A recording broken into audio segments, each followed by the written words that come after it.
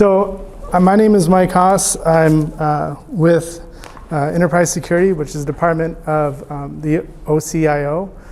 And I've been with the university since, 2006. For my first 10 plus years here, I was system administrator for our building automation systems. So I managed roughly 200 facilities for all of our classrooms and labs. We have separate departments that manage our hospital and student dorms and eateries.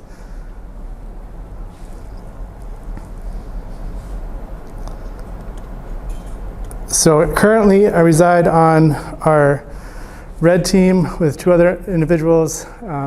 Those folks mainly do pen testing. While I do some pen testing, that's not my specialty. I manage our industrial control systems cybersecurity program, our governance for that, and also I do risk assessments here at the university for facilities.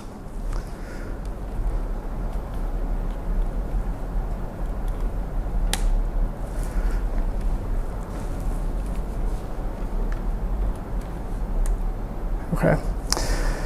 So what is critical infrastructure at the university? So these are the essential services that function as the backbone to operations, education, security, and health.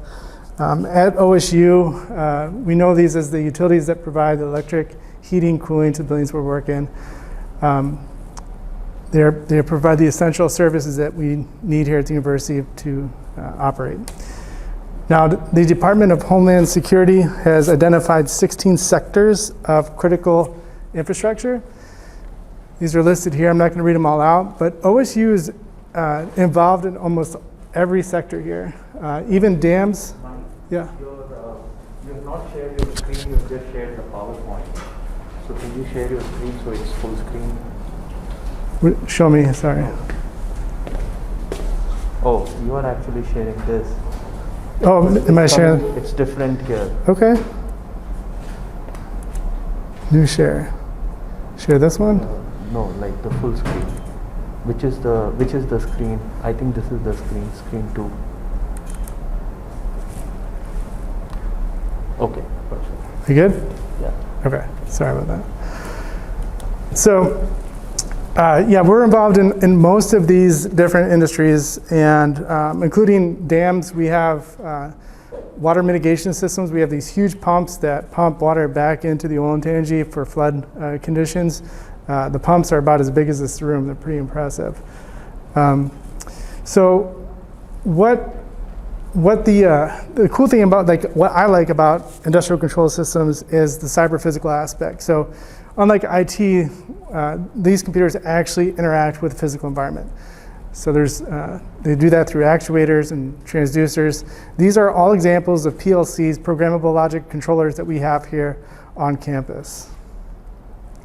Now, I'm going to talk a little bit about ICS, how it relates to university, but a lot of the concepts I'm going to talk about apply to other industries outside of OSU and basically any sort of manufacturing. Now, this is the building we're in right now, and what most people don't realize is if you look at the top of that building, you see that big box, there's one on each wing, and inside that box is all the mechanical systems that run Scout Lab. So you guys know how big this building is, so there's a lot of mechanical equipment, a lot of industrial systems to maintain this building. Now, this is what one of the air handler control units look like. We have many of these in this building, but this gives you an idea of some of the industrial systems in Scout Lab. Now, I got a question for you guys. Do we still produce, this is the McCracken power plant, do we still produce electricity here at Ohio State? Not sure. So we used to a long time ago, but it was too expensive. So even the electricity we produced was very minimal. We bought most of it. So we currently buy all of our energy through AEP. We are building a cogen plant on West Campus. You've probably seen it, the construction for it. That plant should hold most of the university during non-peak days or non-demand days. During hot summer days, we'll still probably have to buy electricity.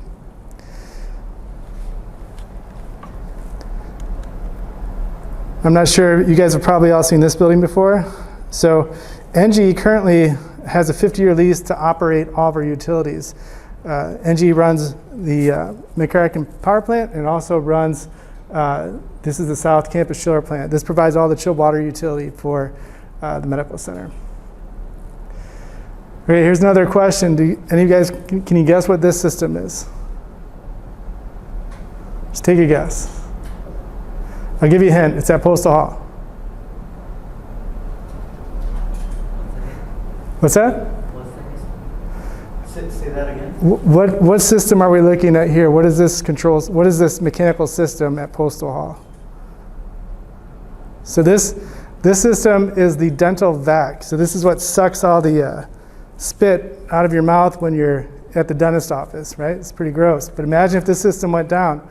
So it has 3 redundant vacuum pumps here, and this is what, when you're at the dentist, is sucking all that stuff down that tube, right? So now, some of the differences between IT and OT, that's something you'll hear a lot in any sort of ICS conversation, is availability versus integrity and confidentiality. That's basically the foundation of cybersecurity. We look at all those areas for each system, we prioritize them based on our needs. So in IT, we're really concerned about confidentiality. We don't want people to get access to our data, our personal information, our medical records, and we want those things to be accurate too. We don't want people to change our driver's license information, that sort of stuff. So we are very concerned about 2 and 3 here on this slide. But in industrial control systems, we are very concerned about availability. We don't really care if the dental vac system, somebody knows how many hours a day that runs, but we do care if it goes off, because that's gonna be a big problem for Postal Hall if that system is compromised or goes down. Now if we take that out to like the pipeline example with the Colonial Pipeline, we all know the impact of that system being down, right? Gas prices went up, people were in a panic. Now the control system was not even actually compromised. So that was the IT level that got compromised. They shut down the control system as a precautionary measure because they weren't sure if the PLCs were actually compromised or not. So to prevent any sort of damage, they shut that down as a precautionary measure. Oops. So some of the challenges we have, protocols are not as secure. Many are not encrypted. I can tell you when I started here 16 years ago, some of the PLCs that were running then are still running now. And some of those PLCs were running many years before I was here. We have a lot of unsupported operating systems that are still in use. These systems are big, they're expensive to replace, so we often find them running well past their intended life cycle, which is a big problem when we think about security. The other thing we have is industrial wireless. So we have, generally in IT, you just see Wi-Fi. In industrial systems, you have all kinds of different programs, which also makes it difficult to manage. Now, this next slide is sort of the fundamental way that we secure industrial systems. This is known as the Purdue Model. So your IT systems are in the levels 5 and 4. So when we think about your computer, when you're connected to OSU Wireless, you're sort of at that 4 level. We have really good visibility, anything going from 5 out to the internet. So we watch all that information on our firewalls and we have good logs for that. We can automate security. We can make decisions based on what's coming in or leaving the university. We actually watch for industrial protocols leaving our border. So we'll get an alert if that happens. But once we get down into these other layers, we have the manufacturing zone, and that's where our industrial processes are. And we try and separate our IT systems from the industrial side. And we have very little visibility in this area. So it's the PLCs have limited logging capabilities, so we don't really have automation in that area for incident response type activities. Now, here's an example of a network for an industrial system. Now you can see you have your IP network layer there. And then below that, you have some PLCs. And then below that, you have a daisy chain of a 2-wire protocol bus. So when we're running detection tools, they're normally on that IP layer. They're not down at that bus level. So it's very difficult to see things, to have visibility at that 2-wire bus level. And even beyond that, each one of those devices there have an additional bus that's usually a proprietary protocol. For example, that thermostat on the wall over there would be another chain off one of those boxes. So up in the ceiling here where these vents are, there's a controller up there that's controlling the damper. And that controller has another proprietary bus that goes down to that thermostat. So all that is very difficult to detect on the IP level. So here's a little bit more detailed view of the Purdue model. So what I'm highlighting here is that basically all traffic either originates or terminates in the DMZ. Nothing goes from your control level up to the enterprise network or the internet. Now we can do that with the use of data diodes or unidirectional gateways. That's basically a fancy product that will ensure data flows are in one direction by not having an actual receiver. So what they'll do is they use an optical transmitter, but there's no optical receiver. So there's no way for the data to come back. So it's only going in one direction. And we don't really care necessarily about the confidentiality of some of this data. We don't care about whether a system's on or off. I mean, maybe we might have a secret recipe we're trying to keep in our manufacturer's process hidden, but a lot of the stuff we send up to the cloud or third parties, it's not as secure as social security numbers and things like that. So we're okay with sending that stuff up. Now, it's important to note that there's a break here between the enterprise systems and ICS. So the way we get into these systems, we'll have a jump host, which is a computer that resides within that network, and we'll use university tools, university remote access and authentication to get into that initial step into the ICS. But then past that, once we land in there, we will use a separate set of credentials and tools to get farther down into the industrial process. Now, I know you guys are looking at some incident detection and response stuff. The Mitre attack framework is one of the best resources for this. There's a very detailed framework for IT, but they also have one for ICS. And what this shows is basically the most common activities threat actors do on the network that are intending to create some sort of damage in an industrial process. So each one of these are things that you want to look for in IDR. So you want to be able to detect these things within your ICS network. Down in that manufacturing zone is where you want to be looking for this type of activity. Well, we're not going to go through all these individually, but you can look that up later if you're interested. So one of the things we do is active versus passive monitoring. We'll kind of show you this in a little bit on the denial of service attack demonstration here coming up. But industrial controllers are very, they don't handle a lot of traffic well. If you're going to run a network scan, run a security scan against them, sort of like a virus scanner, if you will, against a industrial controller, they may actually break your process. So the throughput on some of these controllers is only like a megabyte, and anytime you actively interrogate one of those controllers, you run the risk of disrupting the process or even causing the controller to fail. So some of the ways we can manage that is through what we call a digital twin. Now this is an extreme example of an airplane here, but you're not going to run a scan against the airplane engine computer while you're in flight to see what firmware is running or what operating system it has, right? Because if that fails, it's going to be a big problem. So in addition to this, in IT we have intrusion prevention systems where on a detection we'll have some sort of reaction. We'll quarantine that device or put it, have some sort of temporarily disable it for a while. But in industrial systems you can't do that. So you can't temporarily turn off the airplane motor, right? Or the industrial process. So what we do is we'll send an alert. We'll detect it, and that pilot says, okay, I got a problem. What do? Do I turn off the engine that's on fire, or is it a false alarm? So he's making an intelligent decision based on the information he has. It's kind of the big key difference between IT and ICS incident response. Now there are safety systems, and we'll talk about that here in a little bit. So the way we do this is there's a bunch of vendors here that specialize in this space. This is some of the major players. And I don't know if we have enough time for this, but I think this is a really good demonstration on how we do IDR in ICS. I don't know if this volume is going to work. I don't think it's going to. Okay, so I'll just describe it for you. What we do is we put sensors on the network, and we listen to traffic, right?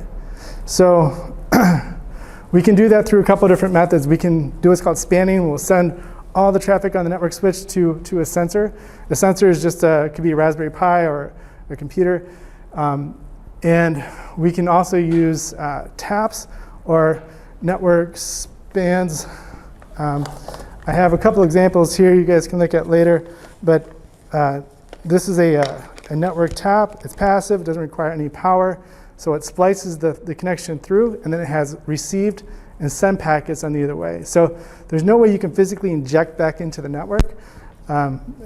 But the downside of this is that it's only 100 megabytes throughput. So if you're running more than that, you'll start to have drop packets on the source, which is bad. Another tool that we can use is called the Shark Tap, and this is a powered sensor. But the problem you run with this is that if you lose power, you've lost the device. So there's a couple of drawbacks to running certain kind of taps versus span traffic.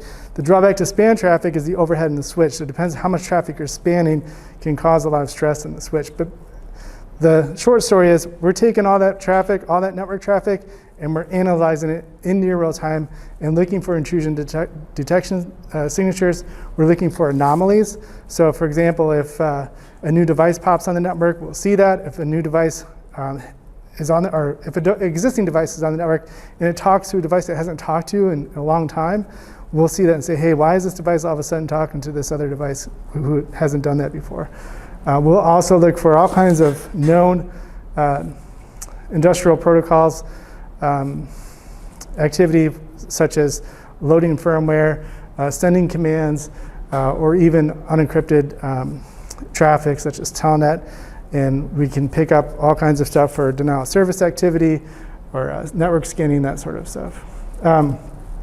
So one of the ways we also add security to this is through network segmentation.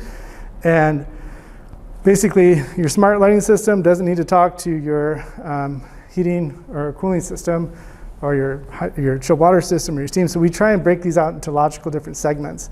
And we still apply many of the IDR solutions to all those areas, but we don't want somebody to be able to plug into a thermostat and be able to get to a critical hospital facility here on campus and command it. So we do have safety systems. So if something fails, we do have things that literally keep things from blowing up. Now there's analog and there's digital safety systems. This image on the right is a condenser overflow switch. It just breaks the contact on your home furnace. If you don't have one of these already installed, they're easy to install. It can keep your basement from flooding. The one on the left here is a garage sensor. You guys all know what those are. If you have a smart garage app and trying to close the garage, it's not going to close on your dog or small child. But if you override the safety sensor and base them together like that, and seeing what a lot of people do, then you've bypassed that safety feature. Now here's an example of a safety system in an industrial process. You'll notice that the two red valves on the left are the safety side. So these two PLCs are physically separated from one another, and if the sensors detect an anomaly, the safety system will engage and stop the product from entering the reactor there. Do you guys know what this slide is? Have you guys ever seen this before? You guys might be too old. So this is from Mythbusters. Have you guys ever seen Mythbusters on Discovery Channel? Okay, so this is where they overrid a safety valve on a hot water tank and pressurize it. And this is the result. This is a a mock-up house that they had that blew through, the hot water tank blew through the roof. And this can happen. People will see a leak on their hot water heater and they tighten it down and they can have an explosion like this. Now this is the steam station in this building here. This is a 200 PSI steam station. So imagine what would happen if this thing went. That would be a bad day, right? So we have analog pop-off valves where we'll vent steam if we get overpressurized. This shows you here the pressure that's in this system. 200 PSI is a lot of pressure. Your car tires are roughly 35 pounds. This is a lot more than that. Also in Scott, we have exhaust systems for toxic fumes. So these are hazardous fumes that are being exhausted up on the roof of this facility. If that system fails and you're working in a fume hood, it can be a bad day depending on what kind of chemicals you're working with. On the roof of this building, we have, these are called Strobics Fans.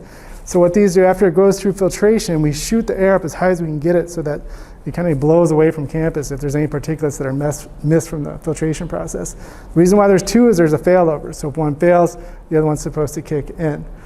You'll hear these running when you leave here. If you look up, they're quite loud, and you'll notice a lot of pretty much every lab building we have here on campus has these similar exhaust fans. Now this is the generator here in this building. I'm going to show you, we don't really need audio for this, but I'm going to show you an example. This is something the Department of Homeland Security did on a generator cyber attack.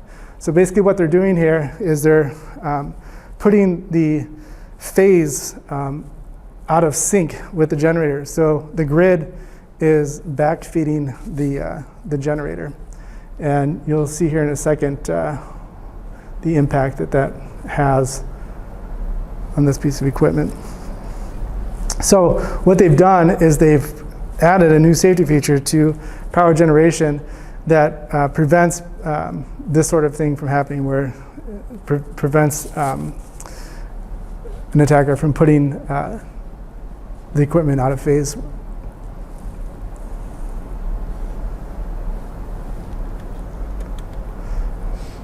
So again, I just want to stress that still the Purdue model is the fundamental way that most groups are securing industrial systems, and that really is for any industrial process.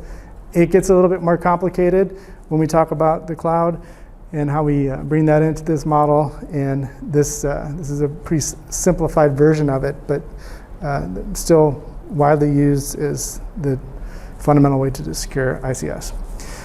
This is an image of our security testing area for control systems we have on campus. This is over at Mount Hall.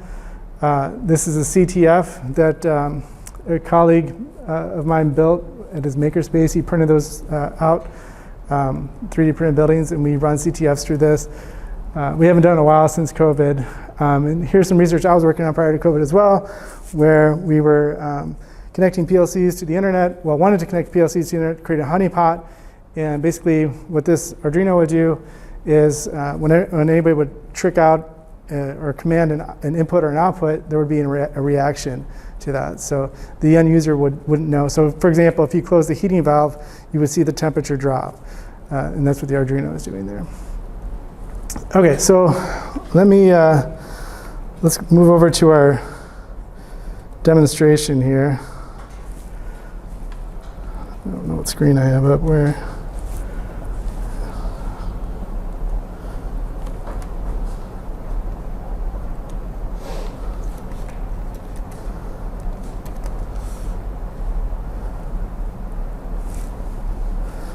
Okay, so what we have over here on the other side, what you're seeing here with all these blinking lights, these are examples of industrial controllers that we have on campus.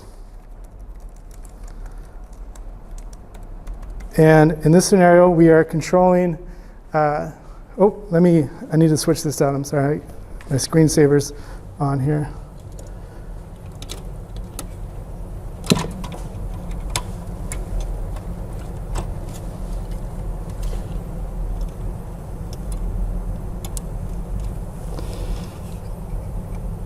Okay, so. Do we have to turn on in this one? I'm not using this one. Oh, you're not? Nope, yep. So what we have on this display here is we have the little green circle thing going around is simulating our pump, right? That's pumping our whatever we have in the pipeline. So yeah, I'm sorry, I can't really move this any other direction. So just feel free to move to where you can see.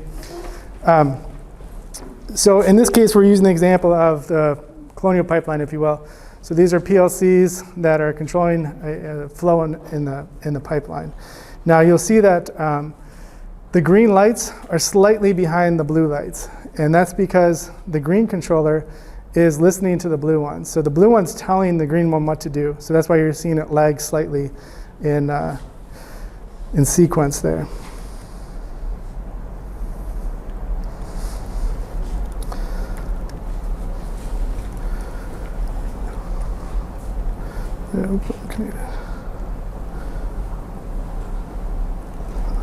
Oops.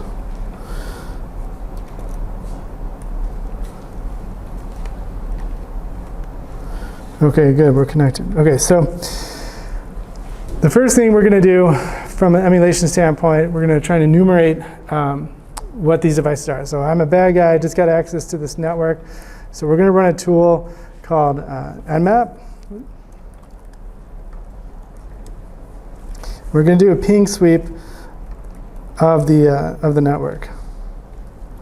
So basically what this does is just gonna say, okay,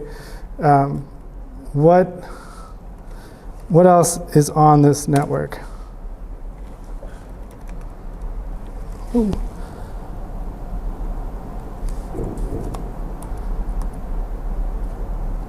Sorry, I'm not used to typing standing up.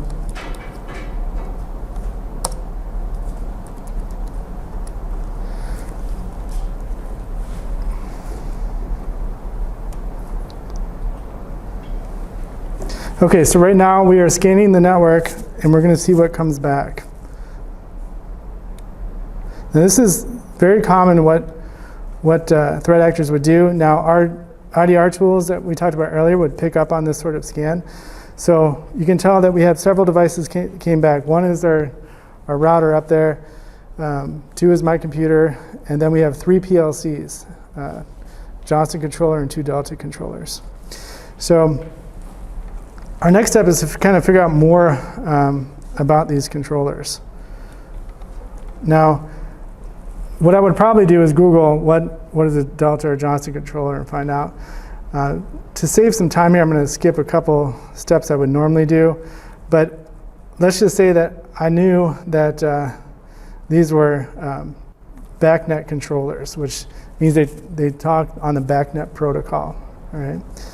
So backnet runs on port 47808. That's the communication port. And I'm going to go ahead and scan these controllers to see if I can get more, to confirm that they are running on the backnet port. So we're going to scan for UDP ports. So the so there's TCP and UDP ports in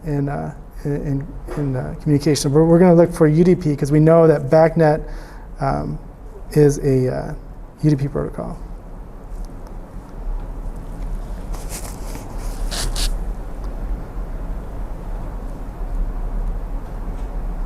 Now, there's 65,535-ish ports for both UDP and TCP. So we are doing this just for this single port, right? So we could do it for, I'll broaden this out to a range of ports. But if we did all ports, that would take more time than what we have this class for. So you'll see some information that comes back here. It's going to say either the port is closed or open filtered, and that's kind of a typical response from Nmap on UDP traffic. So you'll see here that most of those ports that we scanned on these 3 controllers are closed, but 47808 is open. So we know that we have access to these controllers on that port. So the next thing we're going to do is try and figure out what other information can we get out of these controllers. So mmap, you can type.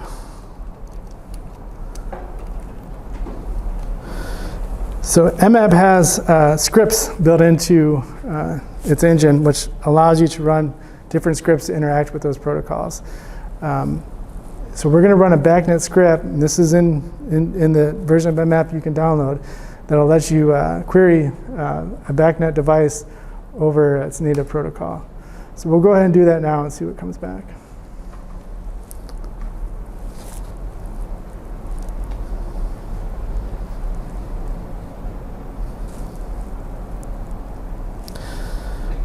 So now we have a lot more information on these devices.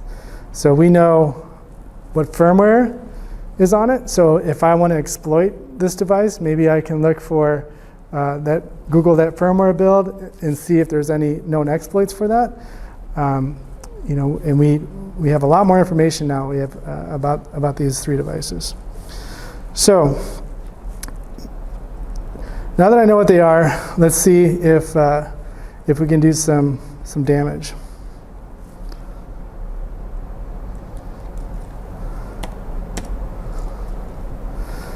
So right now I'm going to run a flood on the blue controller. Blue one? I have to go back and look at my mmap script. Yeah, I think it's the blue one. And we'll just send some random information to it. Do you see anything happen with the lights on the blue one? Green one stop and blue one is blinking. Okay.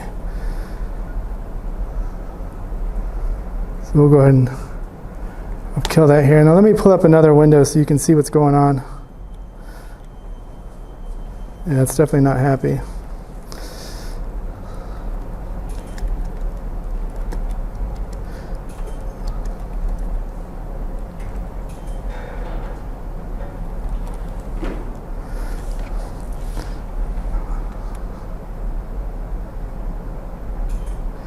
All right, so on the right window is the network traffic that's running on the wire right now, so you can kind of visualize what's going on here. I'm going to go ahead and try this again. We'll do the other PLC now.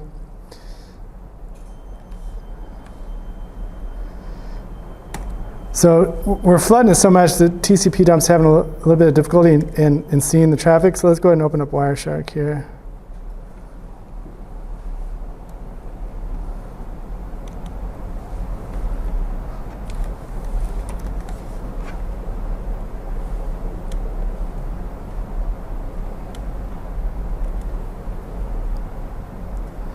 Okay, so now you can see that this is, right now without me doing anything, this is the controllers talking on the network. And we'll go ahead and run this attack one more time. Now you can see we're sending those pings from a random IP addresses. We could put whatever we want in there. And you can see the amount of traffic that's being sent right now.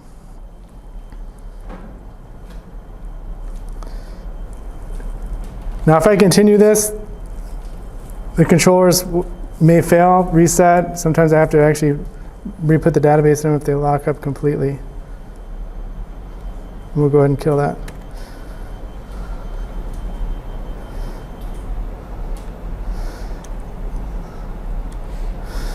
Okay, so I think I have enough time yet. Let's do a couple more fun things.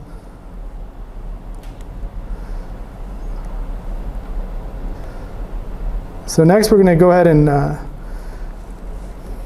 we're going to capture some traffic on the network, and then we're going to inject it back in.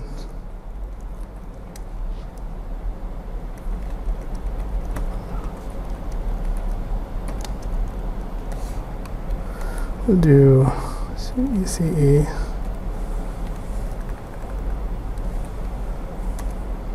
All right, so right now I'm just recording this traffic that's being played that I can see on the network right now. And we'll go ahead and kill that. So we got 80 packets there.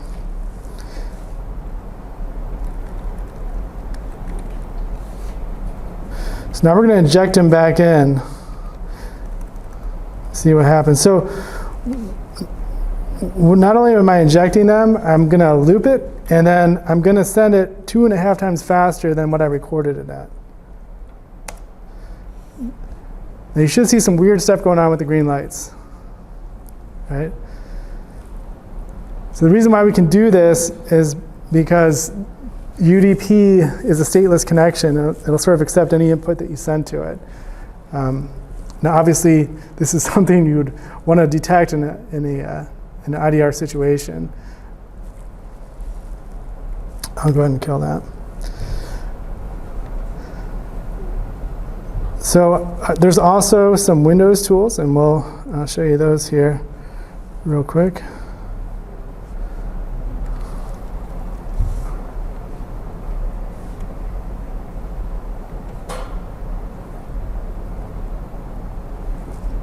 Maybe.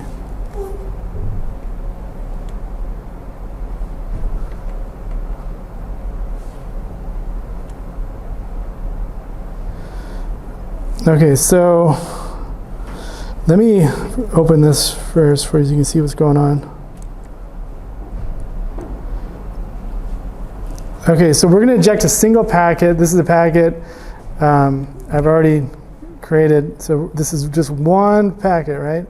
And this is what we're going to send to it. So you can see here, binary output 1 and 2, 3, and 4. We're going to send it a value on the blue controller.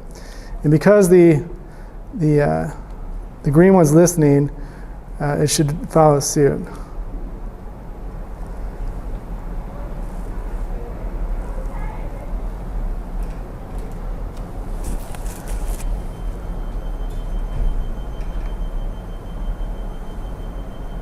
Oh, we definitely blew it up this time.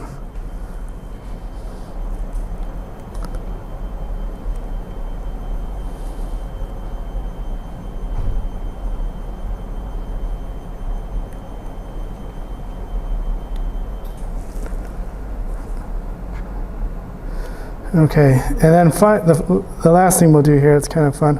Oh, before, see, we got 10 minutes left? Yeah, that's part of the whole. So that shows that we actually blew it up, right? So, yeah, that was supposed to happen. Yeah. Okay.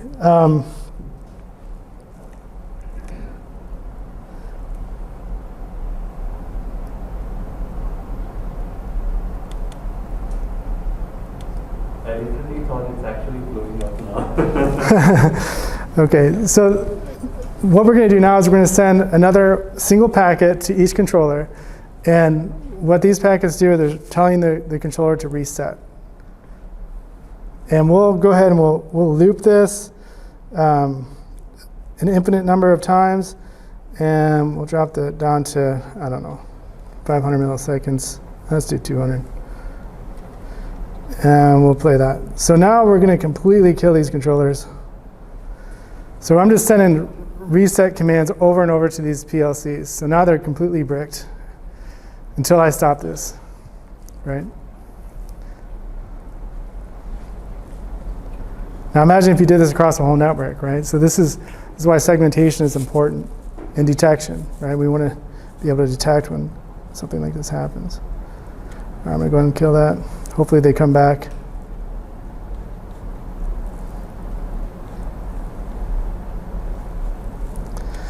Okay, so are they coming back to life, hopefully?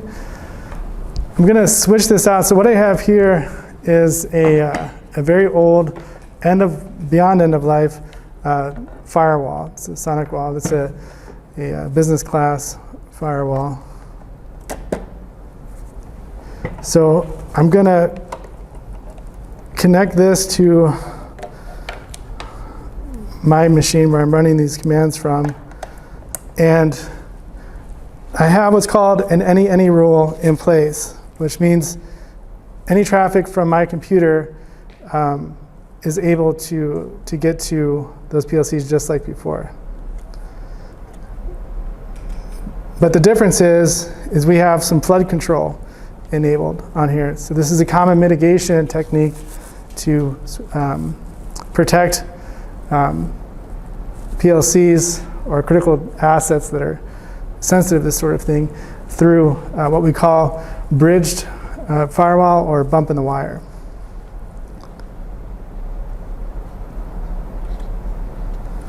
I'm going to make sure I have communication with it first. Which I don't.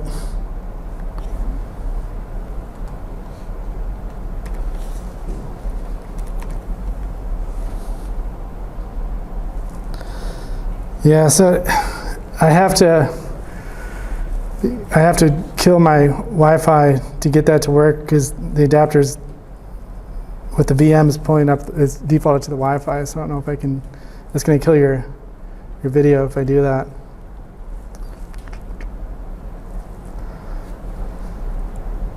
Well, either way, I'm disconnected now, so I have to do it. I have to disconnect the Wi-Fi. So I'll be back here in a second.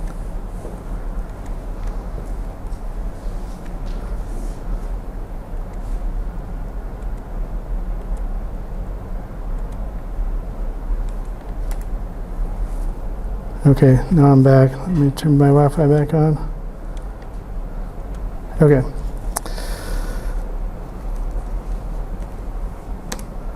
Okay, so you can see I'm talking to those PLCs again.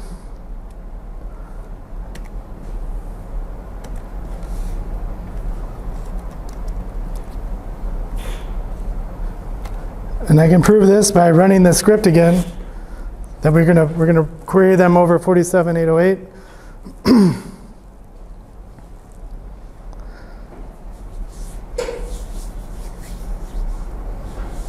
So you can see we're still getting information from them. Now I'm going to run that denial of service attack again.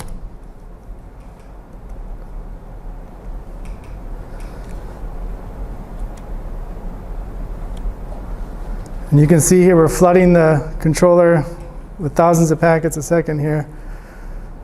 But the process is not impacted, right?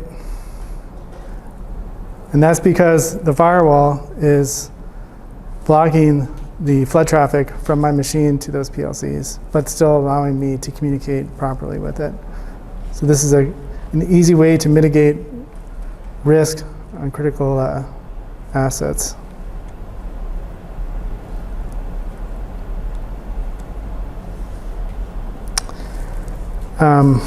Maybe one of the last things I can show you, we have what, 5 minutes left? Is that right?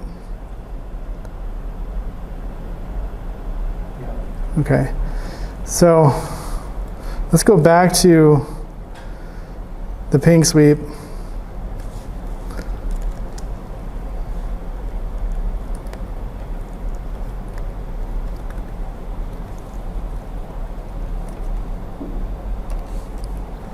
Sorry, I can't see here. Normally I wear glasses, but I'm not used to wearing a mask and my glasses at the same time, and so I can't see.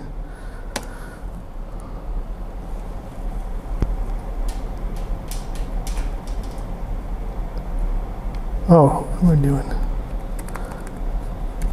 That would help if I use the right tool. Okay, so we're doing a ping sweep again across the network, and we should see all the devices come back. Tell us what's on there.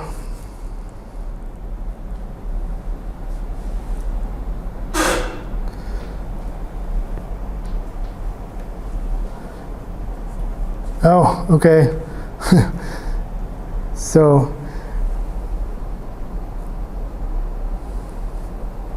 because of our firewall, it was even, I was sending a constant ping, I was pinging in all the possible addresses on that subnet, so our firewall stopped me from doing that, which is good. But what I do want to show you is, let's see if I have MAC address from our old.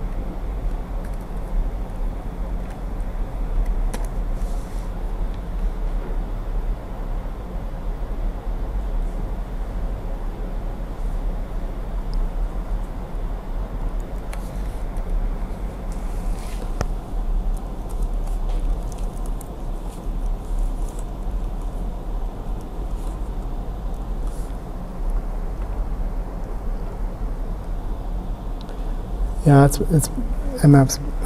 My firewall's blocking me. What I was going to show you is how I can turn my computer into a PLC, basically by spoofing the MAC address of it, and that's another way bad guys are able to sort of get around some of our detection.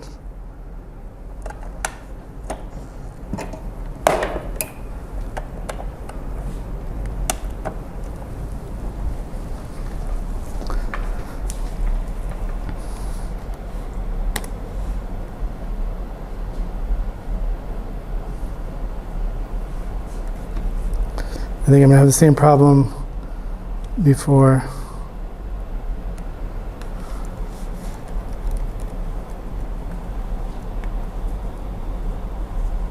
Yeah.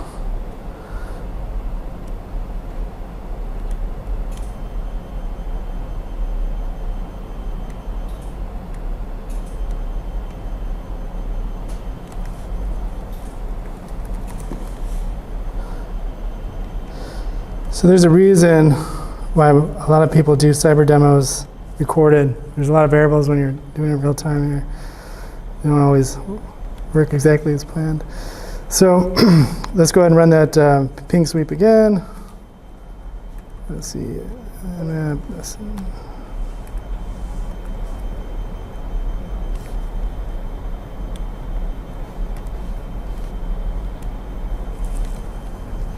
I unplugged the wrong thing.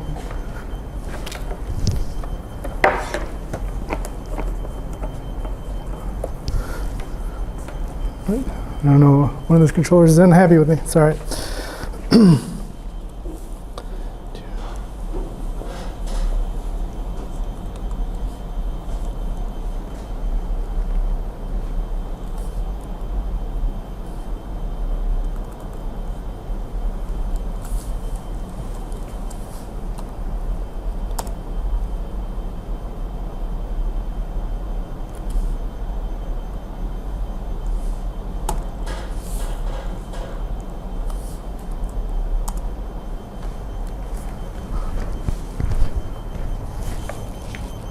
Yeah, I may have toasted that panel.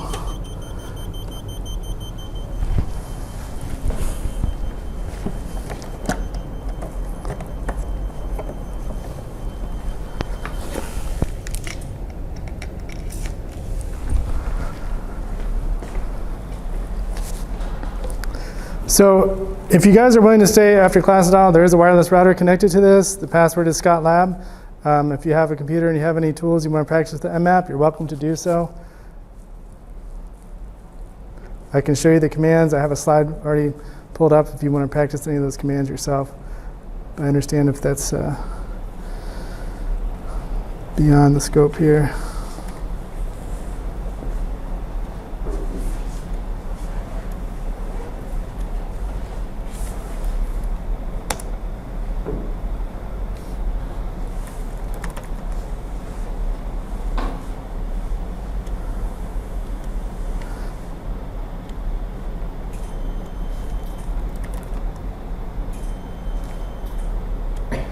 So I think that's about all we have time for. If you guys want to stick around, I can show you how to spoof the Mac here. But you're welcome to leave.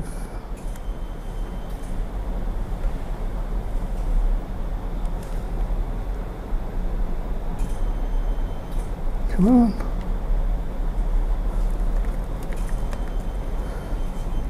Okay, now I got my proper Mac or IP address again. I'm going to open up my Wi-Fi.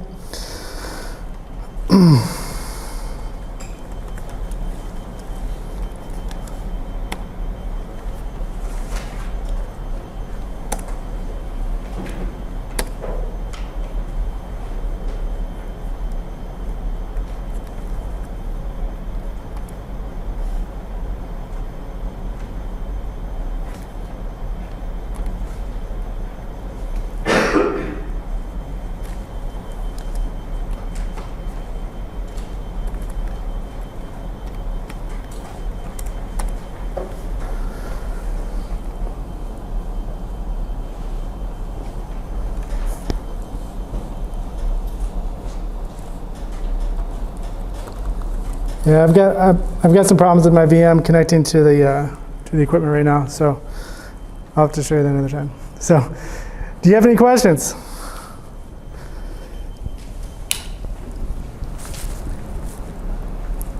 I hope this relates to some of the work you did in class. I know it's probably a little bit different. I checked out some of your videos that you've done earlier, and it's some really neat, impressive work you guys are doing. The math seems very complicated.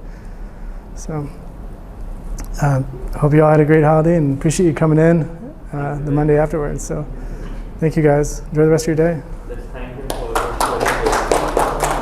Thank you.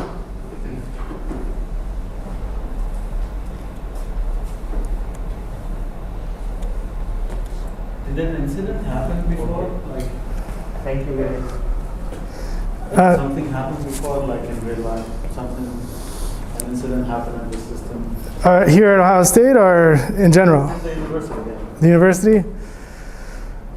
Hopefully not, So we've had many incidents. So our networks are big, they're flat, which means, well, they used to be flat. So, which means, we would have maybe 50 buildings connected to one network. And if you have a configuration problem, if one of the devices is misconfigured, it'll start sending out traffic. And we have self-denial serviced ourselves where we've had issues like that in the past. I personally have made a mistake over at BRT, the Bio Research Tower, where I made changed the setting, and because I did it remote, wasn't on site, it failed, and the whole building had to be evacuated. That's a BSL-3 lab there, which is biosafety level 3, which is some serious stuff. So, yeah, that wasn't a great day, and I think it's happened other times, not from me, from that facility as well. This building, we've had to we lost the exhaust fans one time. We had somebody pulled one of the exhaust fans offline for maintenance, and we killed the fume hoods in this building. And it's my understanding that somebody had to receive medical attention and was unconscious. That had to be pulled out of here. In 2017, in this building, we had to evacuate it twice due to steam system trouble. The fire department was called. I think you can look in the lantern. That incident's still in the newspaper. So yeah, we've had some problems here and there. We've had electrical failures. We've lost transformers. We've frozen pipes. So again, if we lose that hot water, we lose the heating in the building. What most people don't understand is that there's water all above the ceiling. So we use what we call reheat. So we're pumping water up to hot water up to these vents, and like your radiator in your car works, we're blowing air through that. So if we end up freezing the building, we can bust those pipes, and that can be a huge mess. For cooling, we're always producing 55 degrees at the air handler, so we're always pumping 55 degrees all year round into the space, and then we reheat it up to whatever temperature is comfortable. This building, lab buildings are especially challenging because we can't return any air, so we have to pull 100% outside air in, and then on a cold day we have to preheat that air up and then heat up to a good temperature before we bring air into the building up to 55 degrees. So takes a lot of energy. Scott Lab, that used to be in the top 5 energy hogs in the university, probably still is. We have a system here. If you look up in where the cable trays are, you'll see a green tube. I think it's called a nanotube or something like that. But basically, it's a vacuum pump, and there's a wire wrapped around the tube. So we have ports in some of the lab spaces, and we suck air from a group of labs that goes back to a sensor bank, and then we look at the particulates in the air, and we base air change volume in the lab based on the number of particulates in the sensors. So if it's within parameters, we'll back the air changes down, which saves on some of that energy cost. It's kind of a unique system to this building. McCracken produces all the hot water on campus, all the steam. We do have separate places where we have boilers, but you'll notice a lot of the grates when you drive by, especially in a day like today, you'll see a lot of that steam coming out. And that's because we don't have, not everywhere are we returning condensate. So the condensate, basically after the steam gets back down to a liquid, we pump that back to the plant and return into steam again. Well, not everywhere do we have proper condensate return, so we dump it down the drain, and that's why you're seeing the steam coming out of the drain, which is a huge waste of money. We're in the process of changing a lot of our high pressure stuff to hot water, which is a lot more efficient. That's what we're doing on West Campus with that cogen plant that we're building out there. We're going to be pumping heating hot water to the buildings instead of steam. It's a lot less wear and tear in the mechanicals. But recent examples in the United States, you can look at the Oldsmar water facility where they commanded a chemical valve to introduce 1,000 times more chemical than what was supposed to. Fortunately, an operator caught that and switched it back. I still don't know how much chemical the valve is sized for that you could put in. So that's part of when you're building as engineers, right? So when you're building this stuff, you want to understand how to size things. So if you only need on your worst day a certain amount of chemical to go into something, then don't size your equipment to do more than that, right? That's very important when you're designing these systems. It's a safety feature. Yeah. When you do your risk assessments, what sort of impact metrics do you guys use to sort of decide on what to secure or how to secure things? What are the impact metrics Oh, yeah. for you to decide, what Okay. or what not to secure? Well, that's a really good question. And let me see if I can. I have it on my other machine. Let me see if I can get to it. So I developed it for OSU. Let's see. I don't think I have it on this computer.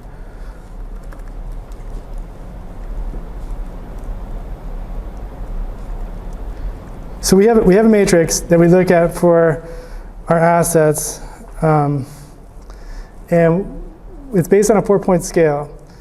And we run the asset through the matrix to determine its greatest impact. So we do that by determining if it fails, what's the biggest impact if that asset fails.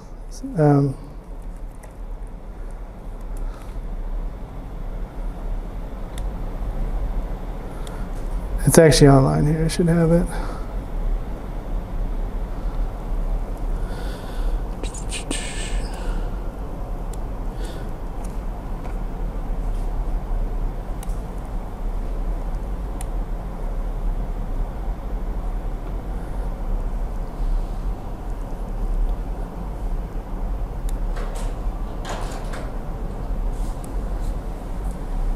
Okay, so this is our matrix right here. So we pump the asset through this to determine impact.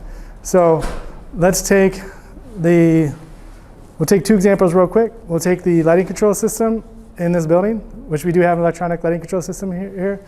We'll look at the impact to university operations. Well, it could be a security thing, so we might call it a C2. Financial impact is going to be low. Reputational impact's likely going to be low unless we have some sort of special event here. People on site, yeah, they might be impacted a little bit. Off site, well, if you're the surrounding area, parking garage, something like that, maybe. The environment, no impact there. Downstream impact, unlikely. Regulatory requirements were good. Now, if we look at maybe the exhaust fume system in here, what happens if that goes down? Well, it could have significant impact to this facility, so we'd have to evacuate it most likely. So that'd be a C3. Financial impact is kind of unknown here. Reputational, well, that could be bad, right? So like an example where we had to pull the student out and they had to get medical treatment, and if the news picks up on that, that's really bad publicity for Ohio State. If you're doing research grants here and we have people giving us money to do grant work here at the university, that's not a good thing. So yeah, there's an injury to people on site, off site, unlikely. But could it have reached fatality? Maybe. We don't know. I don't know what chemicals he was working with. So that would be a C4 facility at that point in time. Now there's secondary, there's regulatory impacts. There could be regulatory problems if we have an event like that.